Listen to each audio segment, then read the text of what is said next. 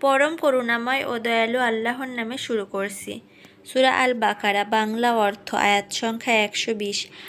আপনার প্রতি কখনো সন্তুষ্ট হবে না ইহুদি ও খ্রিস্টানরা, যতক্ষণ না তাদের ধর্ম অনুসরণ করেন। বলুন, আল্লাহর পথ নির্দেশই প্রকৃত পথ। জ্ঞান লাভের পর আপনি যদি তাদের প্রবৃত্তির অনুসারী হন, তবে আল্লাহর কবল থেকে আপনার কোনো উদ্ধারকারী বা সাহায্যকারী পাবেন না। আয়াত সংখ্যা 121।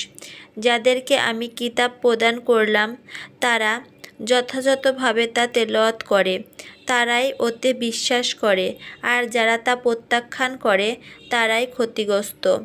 আয়াত সংখ্যা 122।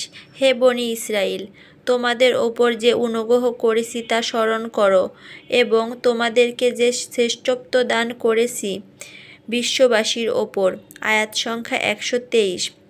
তোমরা সেদিনকে ভয় করো যেদিন কেউ কারো না কোনো উপকারে আসবে, আর না কারো পক্ষ হতে কোনো বিনিময় গৃহীত হবে, না কারো কোনো সুপারিশ কাজে আসবে, আর না সাহায্য প্রাপ্ত হবে।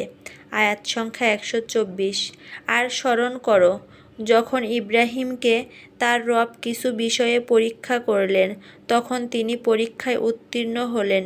বললেন, তোমাকে মানুষের নেতা বানাবো। বলল, আমার বংশ হতে। বললেন, আমার ওয়াদা জালিমদের জন্য নয়। আয়াত সংখ্যা 125। যখন কাবাকে মিলনকেন্দ্র ও নিরাপদ স্থান করলাম মানুষের জন্য এবং বললাম, মাকামে ইব্রাহিমকে নামাজের স্থান করো, আর আমি আদেশ করলাম ইব্রাহিম ও ইসমাইলকে তাওয়াফকারী ও ইত্তেকাফকারী, রুকু ও সিজদাকারীদের জন্য আমার ঘরকে পবিত্র রাখতে।